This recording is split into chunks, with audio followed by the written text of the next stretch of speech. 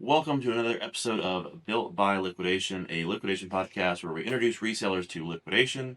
And today we are talking about the state of the liquidation market. I've gotten a ton of calls over the last couple of weeks, especially this week, from customers, from vendors, from friends, and we're all in the same boat. It seems like the liquidation market is dead. If not dead, it's definitely extremely slow. Prices are going up, customers aren't buying, and it's really been depressing for a ton of people. So, is it going to get better? No. It's really not. Some stuff will get better, of course. It's summer. I don't want people to stress about slow sales. People are out of town. People are on vacation. The economy sucks for a lot of people. Um, People have other stuff to buy besides. We are in a market, we are in an industry where we sell consumer goods. Yes, we sell them at a discount, but we primarily sell things people don't need, they just want. And so when times get tough, they're going to buy the stuff they want from us, but they're tight with their wallets right now. So that part will change. Fourth quarter's coming up, Christmas is coming, there is a reprieve coming for sales. Will prices go down? Will our costs go down? And I don't think so. A lot of people are just hanging on to hope that COVID was, a catalyst for inflation on our costs. That cost is not going anywhere anytime soon. You have Target changing the way they process their freight. All of Target's inventory, I think, come August, is going to be manifested. So these unmanifested general merchandise trucks, case pack trucks, clothing trucks that you paid a flat price on, you will now pay a manifested price on. What does that look like as far as costs changing? Well, Target clothing right now, we can buy anywhere from 80 cents to $1.25. If we were to pay 10% of retail for clothing from Target, which is what I think it'll be, you're paying an average of $2.50. The average MSRP for a Target piece of clothing is $24.99. Do the math. You're going to pay twice as much money for the same product in the next 2 days. Amazon product. If you're familiar with Amazon's RFP, which is how they bid out their product, you know that the cost of Amazon has just increased several percentage points. Is that going to change? People think that it can't go up possibly anymore, and I think it can. Amazon is looking for auction houses. Amazon is now looking for the end user to give their contracts to. Beforehand, they were looking for brokers, for people like us that could handle high volumes of trucks, and now they prefer to find end users like auction houses, larger discount stores to give their contracts to. So it causes the product that's left over in the market for wholesalers to go up. So you're seeing bin stores close left and right for a lot of reasons. One being the cost of goods is just too high. The other reason is they're just poorly run and they don't know how to run a business. If your bin store is struggling, more than likely you don't know your cost of product and you're putting out too much product. And I guess I can ramble on that for a second. I think the biggest problem that bin stores have is you put out too much inventory. And we're actually changing something in our store this weekend, and we're going to see how it goes. But we've been running 12 pallets in our store every Saturday, or every weekend. We do 3 days a week, and 12 pallets cost us $4.50 a pallet. It costs us about $5,000. The problem is at the end of the weekend, every weekend I have 6 full Gaylords left over of product that wasn't purchased. Now to clarify, on those 12 pallets, we run about $15,000 to $14,000 in sales. So we're doing really well on the bin product, but we're still left with 6 pallets of goods. So what we're going to do this weekend is we're just going to put out 4 less pallets than normal. We're going to put out 8 instead of 12. We're going to add a shoe day and an FC day to our bins to stretch out the product that we have. So my suggestion, if your bin store is slow, put out less product. These people can only buy so much stuff every weekend. Stop giving them too many options and let them actually completely buy out your product. So if your bin store is struggling, that's my suggestion to you. You can only get so many people in your store every weekend anyway. Let them buy it out. Let the bins be empty at the end of the week. Let there be a graveyard of crap. That's fine. They missed out. They'll be in line sooner next time. So that's my suggestion on that. if you are a pallet flipper, I don't have good news for you. I think the pallet flipping days are behind us. We sold pallets for 8 years. Um, we did really well with it. The cost of inventory, again, is affecting everybody. There's fewer and fewer spots to be in the middle, and pallet flippers are in the middle. Um, so if you're looking to get into liquidation, I've got bad news. I would not get into pallet flipping right this minute. I would wait. Freight costs are continuing to increase. Uh, shoot, last 3 years ago, we were shipping freight from California to Fayetteville, Georgia for $3,500. I got quoted this past week for $9,000 for the same exact lane. That was a kick in the nuts. Deal still works, but it's still a kick in the nuts to pay 3 times the amount for freight. And we're seeing that all over the country. The lanes, I'm paying $600 to go 2 hours. It's absolutely crazy. I don't know if that's going to change with gas prices coming down. If gas prices are coming down, I'm not here to speculate on that. Once prices hit a certain point, I don't think stuff ever comes back down. I think businesses learn to adapt to those new prices, and vendors and companies see that we've adapted. We're still hanging in there. We're still making money. Why would they go back down on their price? And I don't think we're going to see that much reduction anywhere in the industry. So bad news for bin stores, bad news for pallet flippers. Brokers, if you're a liquidation broker, and we'll do we've got some content coming out on that. If you want to learn how to be a liquidation broker, I'll be happy to teach you. Um, Liquidation brokers are struggling as well. The volume has to increase. Their margins are going down. Quality of product is coming down, which causes more complaints from customers. Um, I would be very careful about buying from brokers today. I would find more of a direct source. I'd find someone who owns the product, the physical product, on their floor. That way you can buy straight from them and reduce the amount of issues that you have. If you're looking to get into reselling liquidation, I have good news. I think there's still money to be made buying liquidation inventory. I think you just have to get more creative. I think you should be looking outside of the box for categories to sell.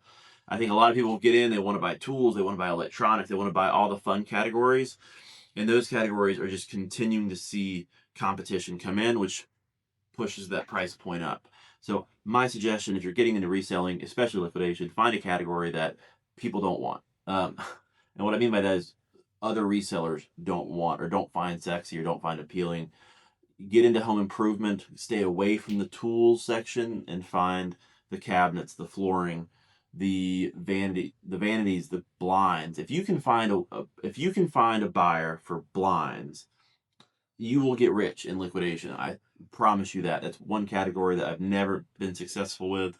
But if you can find a way to be successful selling blinds, window blinds, you will make a crap load of money. I still think clothing has a lot of margin in it. I think a lot of us just dump clothing in our bins, or we set a set price for clothing at $4 to $5, and we really limit ourselves. If you look at, I was just talking to someone about this the other day. If you look at boutiques are getting $29.99, $40.99 for these dresses that we all sell for under $5.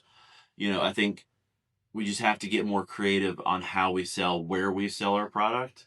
There's a lot of vendor markets. We're opening one that I think you could get a higher price point in versus just selling. Oh, another call coming in all day. Yes, my point is find somewhere else to sell product versus just your flea market, your yard sale, your basic stuff. We've got Whatnot, we've got live selling, we've got TikTok, a lot of live selling platforms coming out, and I think you can make money with them. I've had a few videos where we say that we couldn't make money, that we passed on it, and we stopped selling on these platforms. I do think that it is possible for you to make money. I would just go niche. I had a guest on our podcast a few weeks ago. He sold fossils. He's doing really well. There's only 3 fossil sellers on Whatnot. So if you want fossils, you have to buy from one of 3 people. He's one of them. Everybody and their brother is selling liquidation pallets right now. Random pallet pulls, electronics. I would pull away from that. I would try to find a niche market and build a customer base around that. I think clothing would still do good on Whatnot if you have the patience for it. I'm trying to think what else would do really well and whatnot that nobody's doing right now. I've heard food does really good, candy. We had Ray Todick on, and he did well with candy. If you're not a volume seller, if you're a small seller and you want to get started reselling, go on the apps. If you're a volume seller like us and you're trying to move large volume, I think you're going to struggle. But if you're just buying a pallet at a time, I think you can build a really nice community around you. I think you can still make money. If you follow Dawn Sorrows, she's a follower of ours, and she watches this. I'm shouting you out. I don't know what your channel is, but comment it below. Um, I'm watching her build a following slowly, but it's really neat to see. It's how we did it when we started. We started off buying individual pallets and reselling them on Facebook.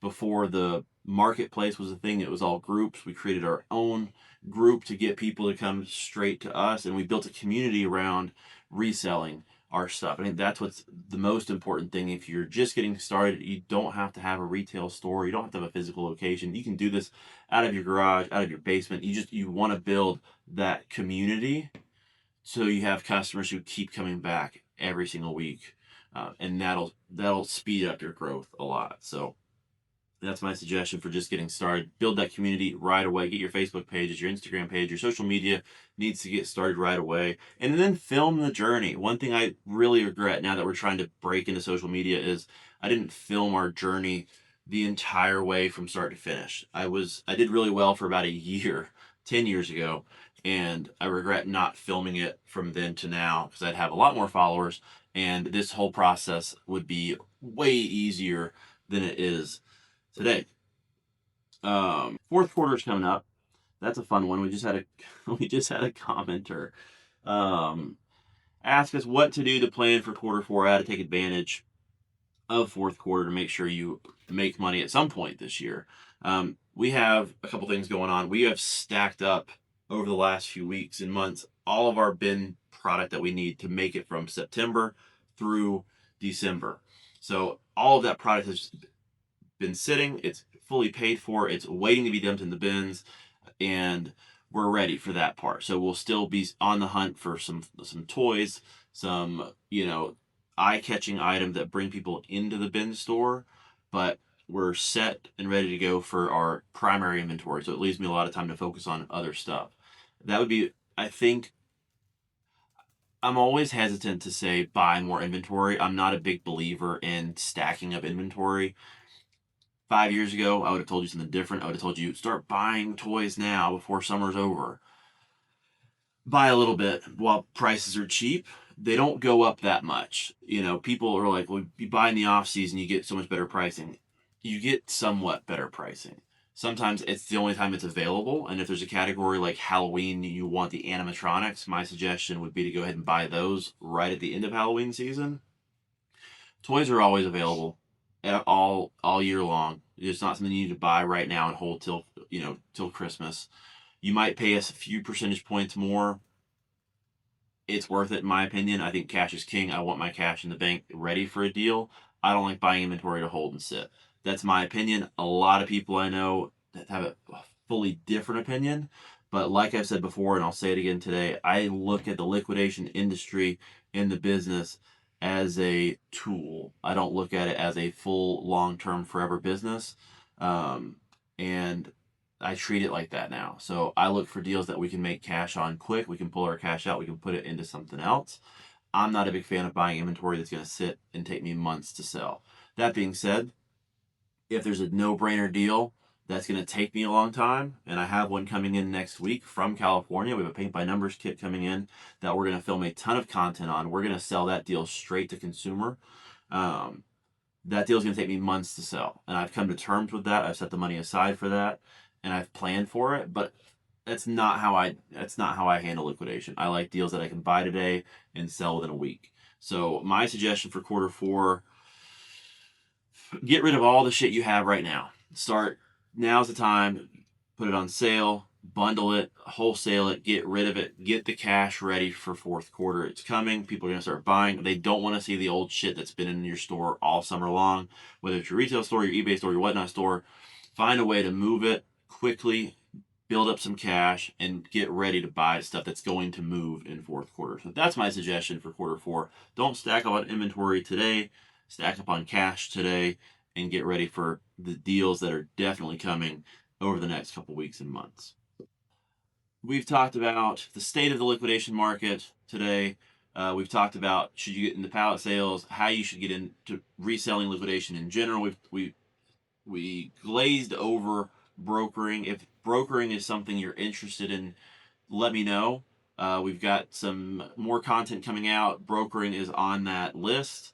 We talked about bin stores, the state of bin stores, how to make some money with your bin store. We talked about fourth quarter, what to do to prepare for fourth quarter.